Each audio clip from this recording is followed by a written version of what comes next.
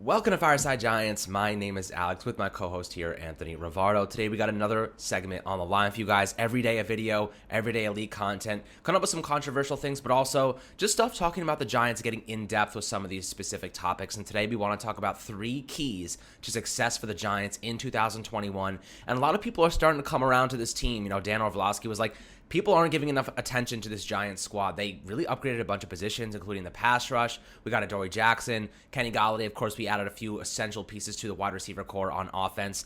And now we're just hoping that some of these essential players take big steps forward. We're going to talk about those keys.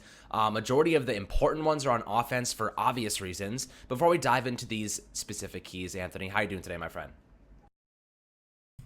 I'm doing real good. I mean, this is a big season for the Giants. This is a year that we feel like they can finally turn it around and be a playoff team, right? We feel like they can contend this year.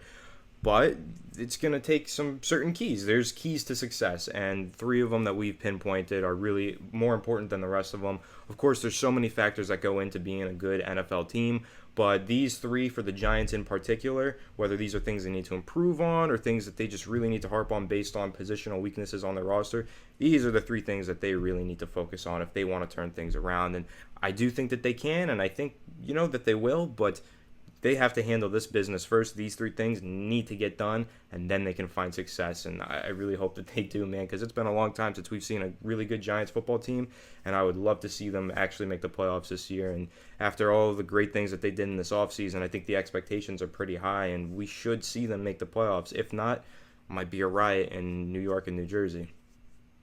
Yeah, I mean, I would say the expectations are relatively high after all the resources they really spent. They noticed, finally, it took 2 years for them to realize that you have to capitalize on the rookie window of your quarterback. They really didn't provide Daniel Jones with much the past 2 years, but finally they're like, okay, now's our chance to give him the most. And I think maybe they waited that extra year because of Joe Judge being his first year as a head coach. Because of COVID, they didn't have that, extra flexibility to have in-person training and whatnot. So I think waiting that extra year kind of benefited everybody else but Daniel Jones for the most part, which is one of the most important pieces here. Now, one position and group really that they did not really upgrade but are expecting big things from is the offensive line. We talk about this all the time, and it's important for us to keep talking about it because it is a big question for concern. And I think that if they do play up to par, if they do take that big developmental leap, this Giants offense will be decent. They'll be average, and that's all we're asking for is average. We're asking to go to the garbage bin to the recycling bin, and at least, have some sort of respect for them. I respect the recycling bin. I don't give a crap about the garbage bin. That's kind of how I approach this. Now, when it comes to the offensive line, of course, we expect Andrew Thomas to take a step forward. He had the foot injury last year, or the ankle injury that required surgery. In-person training should help him. The consistency of Rob Sale, and everybody seems to love Rob Sale. Nick Gates said it a couple weeks ago. He was like, the guy is awesome. I can't wait to continue to learn from him. He seems like a great person. He's a Joe Judge hand-picked coach from Louisiana who, while he was at Louisiana, set records for their offense. And he was also their offensive line coach. So he has a plethora of information and knowledge to unload on this young offensive line. Now, at left guard, you have Shane Lemieux. And I'm not going to write off Shane Lemieux. I know some people, didn't like our last video talking about the offensive line because we were writing off Shane Lemieux. And it's not that we're writing off Shane Lemieux. We're just we can only base off of what we've seen, right? We can only base our opinion off of what we've seen on the field. And it wasn't good. Now, am I saying Shane Lemieux is going to be terrible? Absolutely not. I have no idea. I'm not cancel the future, but I'm optimistic that he will take a step forward with all the factors that should help Andrew Thomas as well and the rest of this line. Center, I feel comfortable with Nick Gates. Will Hernandez, I'm more optimistic on Will than most people, but I think for the most part, him making that transition to the right side of the offensive line should help the Giants in the running game because they do like to run that power scheme to the right side more than the left side. And I think Saquon will benefit, Devontae Booker will benefit, and we'll even see if Gary Brightwell sneaks in there. And then, of course, you have right tackle where Matt Pert and Nate Solder will be battling it out, and I love competition. I love those position battles because it brings the best out of both players. So I feel good about Matt Pert. The guy added a couple more pounds of muscle mass. He's like a freaking freight train if you look at him, and I'm excited about him. I know Anthony's very optimistic as well, but this offensive line, if they stagnate, if injuries start to pile up, if, knock on wood, if anything bad happens, we could be looking at another long season on offense. But I'll tell you what, all of this weaponry that we added during the offseason should help the offensive line, right? Because theoretically, if you have more weapons, it forces defenses to have more attention allocated to those specific weapons, which takes guys out of the box, puts more defensive backs in the secondary, puts more safeties in the deep portion of the field, and it allows the offensive line to handle less blitzers, right? We're not talking 6 or 7 blitzers every single down like last year playing cover 1, cover 0. We're talking about the Giants offensive line handling a 4-man rush, and that's it, right? Just a 4-man rush, because they have to man up or play zone against our weapons now, which should help the offensive line tremendously with an extra blocker, not having to be allocated elsewhere. We have support now, which is a big benefit. And I think that's going to help them a lot, especially with Daniel Jones working on his pocket mobility and movement. That should also play into this. It'll mask a couple. You'd be surprised how much a quarterback, if he has good mobility in the pocket, can mask deficiencies on the offensive line. So that's another part to consider as well. But Anthony, when you're looking at this OL, what position, I guess, really entirely are you worried about this offensive line? Obviously, I imagine you are, because most people are. But if they do succeed, how important is that? How high do you think this offense can go if they do end up having a good season? I mean, of course I'm worried about this offensive line, but at the same time, there is something to be said about Joe Judge's confidence in this offensive line. If the coaching staff is so confident, and I'm so confident in Joe Judge and this coaching staff, I have to have at least some sort of confidence that they're going to be a decent unit. I don't think that they'll be the worst offensive line in the NFL, though I do totally recognize there's potential for them to bottom out in such a horrendous fashion. I think that they'll actually improve and be somewhat decent, and I think that the coaching staff is going to have a lot to do with that. If you guys didn't tune in to episode 1 of Tony's Takes, which is me just giving a solo take on a Giants topic that I covered was the offensive line and how the coaching staff that Joe Judge has built, he totally revamped the coaching staff this offseason. Not a lot of people have talked about it, but he did revamp the coaching staff, and he dedicated 4 or 5 coaches with their primary focus being on the offensive line. And I think that is going to have a huge role in those players' development and actually play a really big part in the Giants' success on the offensive line this season.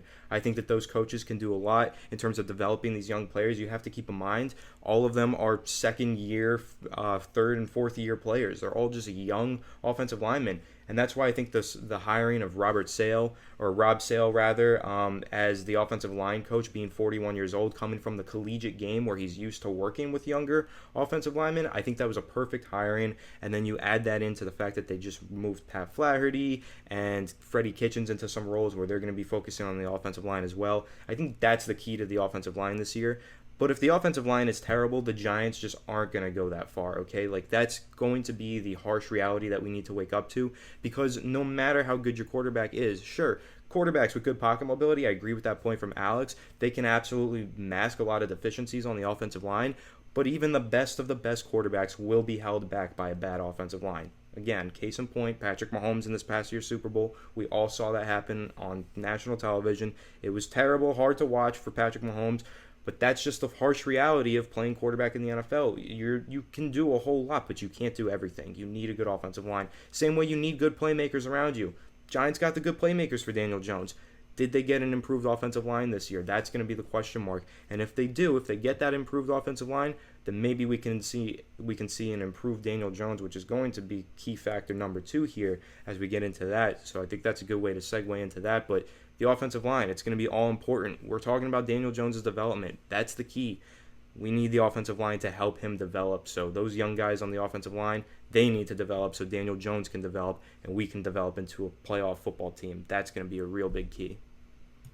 Yeah, I mean, it seems to me that the upper management is very confident in this OL unit, especially Dave Gettleman. I mean, he said it first, the young guys eventually have to play. And it seems like the Giants are going to commit to that mantra as we head into the 2021 season, with the majority of these young guys being penciled in. We know Shane Lemieux did not have a good season last year. This is factual, statistical proof. We've watched the film. He did not have a good season, but they feel confident rolling with him. They feel confident that he's going to take a step forward with more consistent coaching and in-person training. I think they're kind of writing off the last season as like they did their best, but we didn't have the normal resources and flexibility to train these guys. And I think that's a fair justification. It's a fair excuse for some of the lackluster performances that these guys did put forth. So I get it. There was a lot going on, and I think that we're going to see a better unit. It's going to be better. Daniel Jones will have more time. It can't get much worse, right? I guess that's where I'm getting at. It just can't get much worse. But Anthony, like you said, a good way to segue to the DJ taking a step forward portion of this video. That is the number 2 key. Daniel Jones is the catalyst right? The offensive line is a key, but Daniel Jones is the catalyst. Doesn't matter how much time a quarterback has in the pocket. Doesn't matter how well his protection scheme is. If he cannot make the throws, if he cannot make throws on the run, if he cannot do what modern quarterbacks are doing right now to fuel a high-octane offense, it does not matter what your team is doing, right? It doesn't matter what your quarterback is doing if he cannot get those things done. Now, I do think Daniel Jones has the characteristics and attributes to be that good. He can run faster than any Lamar Jackson run ever. He was 0.06 miles per hour slower than Tyreek Hill's fastest run, which is mind-blowing. He has a good enough arm, right? The only thing that really kind of shows up sometimes is those throws to the boundary. Sometimes he can short arm them, but I think for the most part, he's gotten a lot stronger. He's been working endlessly and tirelessly to increase his power and arm strength. I think he has enough arm talent. He can throw the ball 50, 60 yards, which is all you really need. How often are quarterbacks really launching balls 70 yards downfield? Not very often. So I think 50, 60 yards, plenty of arm power to get the ball downfield on a rope. He's accurate enough. I think we had 29 drops last year. We led the league in drops. Evan Ingram had 11 on his own. So, we're talking about a team that simply could not catch the football, and they were decent throws. A lot of these throws were good throws. They just could not hold on to the football. Now you have a couple receivers now in Kadarius Toney, who hasn't dropped many passes. I think 4 drops in his entire career at Florida. Kenny Golladay, who doesn't drop the ball very often. Kyle Rudolph, who hasn't dropped the ball in 2 freaking years. And then Darius Slayton, he had 6 drops last year, but I'm going to give him the benefit of the doubt because he was picking up an injury. I think he had a foot issue after that one of those touchdown passes midway through the season. But I think it was against Washington maybe. But either way, Daniel Jones has the capabilities and the tangible traits. Plus, he's a good enough leader, right? He's a good enough leader to make sure that his team is in the right place in the right time.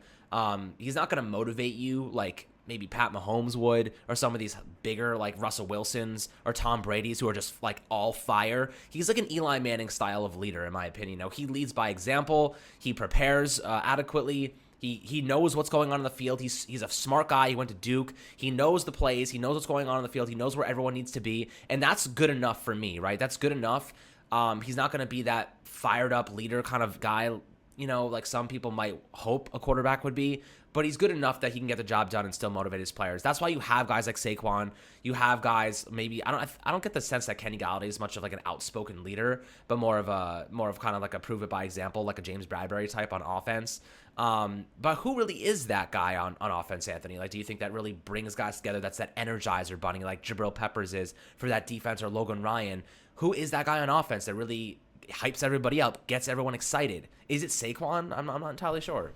I think Sterling Shepard does a lot of that. He's pretty vocal. That's he's a good been point. with the team for a while, and he's got a big, nice personality, and he is a phenomenal leader.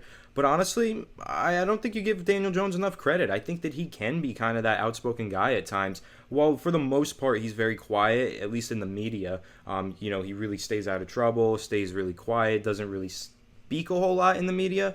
I have heard stories or read stories of him getting into the huddle, cursing and just screaming at everybody, and then they go down and score. I know that was the case his first start against Tampa Bay when they went down and scored that game-winning drive. The story was that he got into the game for that final drive and said, let's go score an effing touchdown, and then that hyped everybody up. Everybody looked around like, what the hell? This is our quarterback now? And then they went down and scored, and he hyped everybody up, and I think that's when the players really started to buy into Daniel Jones and his leadership. So I have heard a couple stories like that one, and yeah, for the most part, he is more of that quiet, reserved guy, that chill dude, if you would, but I think that he has that side to him, that edge to him, where he is a 25-year-old kid who just loves playing football and has the passion inside of him and loves to get really hyped about it. So I think he's kind of got both sides of that. And, Eli Manning had that as well. Of course, he was still the reserved, quiet, lead by example guy.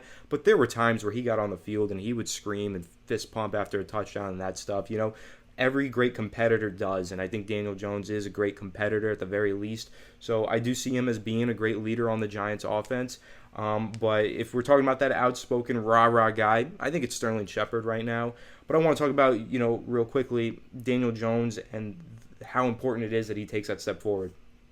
I really think that he took a big step forward last year. It just wasn't enough to establish himself as any superstar quarterback or anything, or any quarterback that we can say without a shadow of a doubt, is a franchise quarterback. But he did show a lot. Those 20-plus yard passes, those are really hard to do, and he replicated that from season 1. He was really good at throwing those 20-plus yard passes. way better to the elite category in year 2. And if he can maintain 20-plus yard passes being that good in year 3, then you're saying, okay, this is not just a fluke. This is a pattern. He is really good at throwing the ball deep. Now let's see him develop the rest of this stuff. And the problem with a lot of that other stuff in year 2, at least 2020, was the Giants didn't have a lot of good route runners or playmakers that could separate underneath. So what you were relying on was Daniel Jones' arm talent to make the throws downfield and throw people open. And he was good at that. But that's a lot harder to do in the intermediate area, to throw somebody open. You really only can throw people open when going deep. Otherwise, in the intermediate section, they need to be open. You have to deliver the throw and read the field. So reading the field is one thing that he does need to work on. But then the Giants worked on the fact that he will have more open receivers to throw to in the intermediate part. I think it all just plays hand in hand. Can Daniel Jones take that step? Can the players around him help him take that step? They got the players around him now, so there's kind of not that many excuses other than maybe the offensive line. But still, there's so many playmakers around him. It's kind of, you can't really use the offensive line as a full excuse. Daniel Jones has to deliver this year. And I think when you look at the team, the only huge question mark, we look at the defense, we're really solid, okay? Love the defense, love what they've done there. And then you look at the offense, you're there's a lot of great playmakers on this team. But what's the quarterback going to do? Is the quarterback going to help these playmakers reach their potential? Is this team going to make the playoffs? At the end of the day, it's 100% going to come down to Daniel Jones. You can say Jason Garrett might be the other factor at play, but how Daniel Jones performs, whether that's due to Jason Garrett poorly or otherwise, or a good season, how he performs is going to determine where the Giants go this season. If Daniel Jones has a good season, they can and probably will make the playoffs. If he has a bad season, they're not making it. And that's, at the end of the day, what it's going to come down to. So Daniel Jones, I think he's going to succeed. I really hope he does. I know there's a lot of fans who don't agree. They don't believe in Daniel Jones like I do. But that's really what it is at the end of the day. Can he succeed in 2021? If he can, I think they make the playoffs. It's the number one key for me. How will Daniel Jones play this season? Yeah, let me give you a good analogy, too. I've spoken pretty frequently about what the Giants gave Daniel Jones to work with, right? It's like, imagine you're in an office. Let's say you're an accountant. And across the street is Morgan Stanley. And all of their people have the best tech. They have the best computers. They have Apple computers. They have everything they need. They have support. They have everything. And then at your accounting firm, you're sitting there with a 1990 Dell, which is equivalent to an undrafted rookie receiver, which the Giants were utilizing last year by the midway point. You have a couple of older veterans, maybe older guys around you who are just kind of half-assing it at this point. They're ready to retire. They're like, I don't really care. That's Golden Tate. You have Saquon Barkley, the hot shot in the office that just fell down the stairs. He's out for a couple months. The Giants, didn't give Daniel Jones, the accountant at the not Morgan Stanley firm, much room to work with, much support, much resources. But then you look over at let's say the Chiefs or even the Ravens. They're giving their guys good offensive lines, good weapons in the receiving game, whatever it might be. Good coaches. It's a vast difference. So I'm not gonna. I'll tell you this.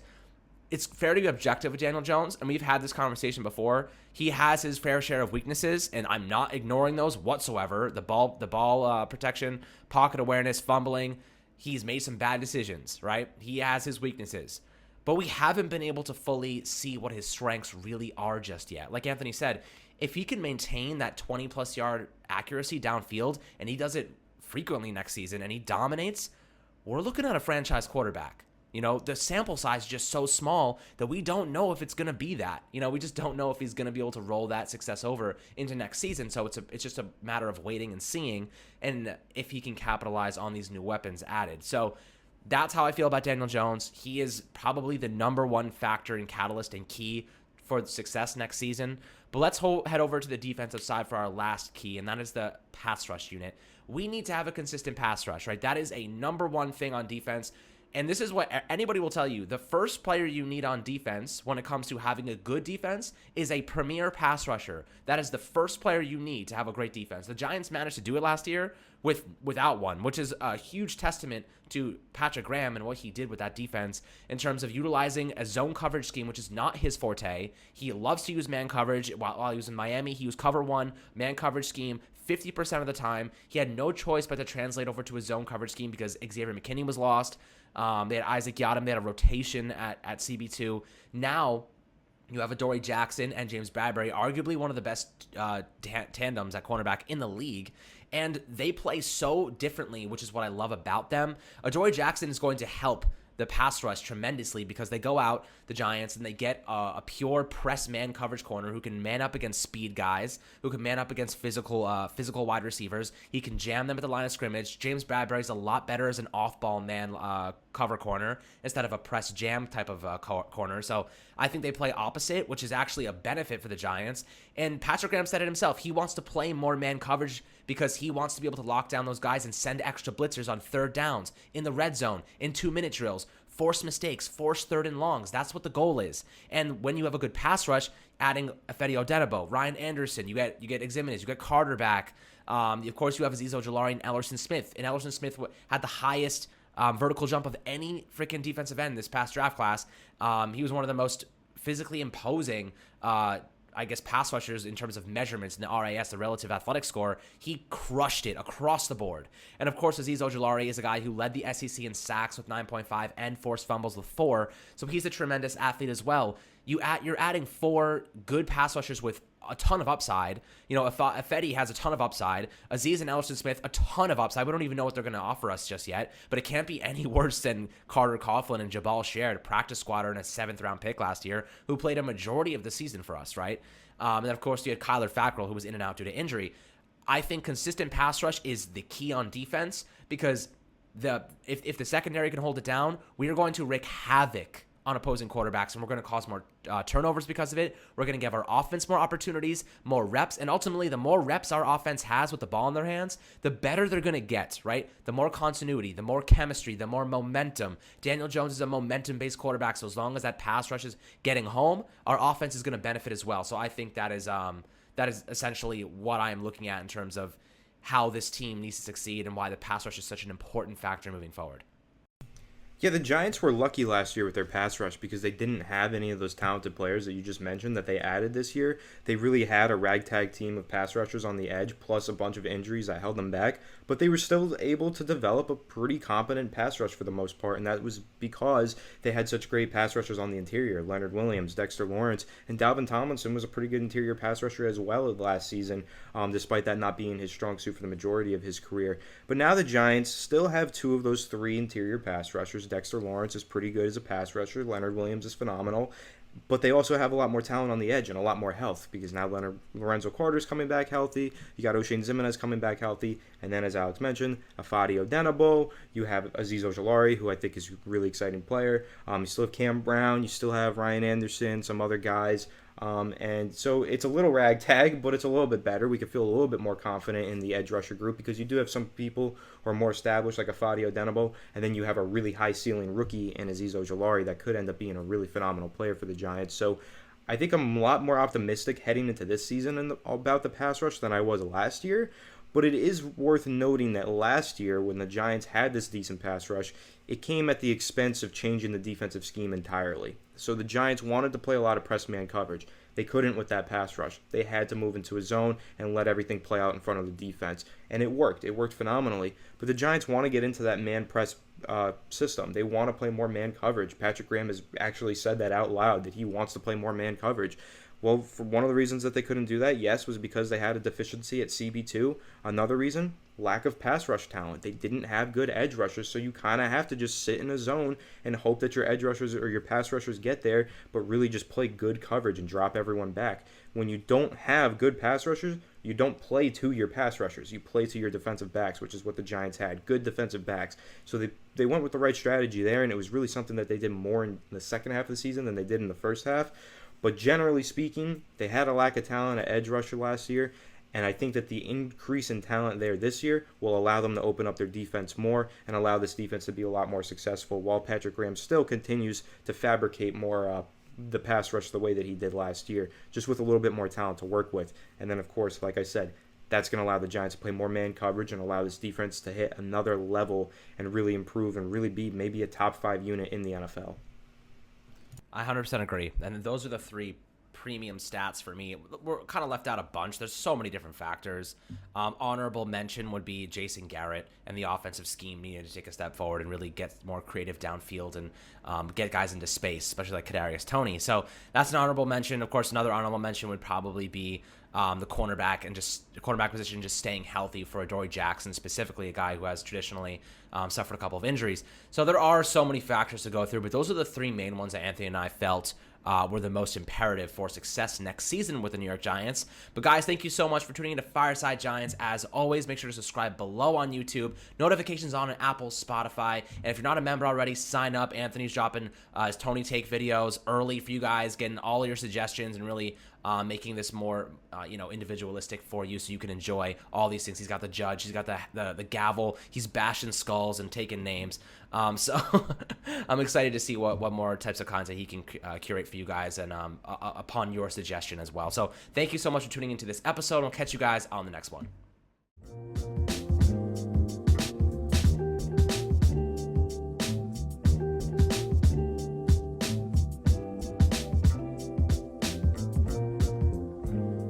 TVSO.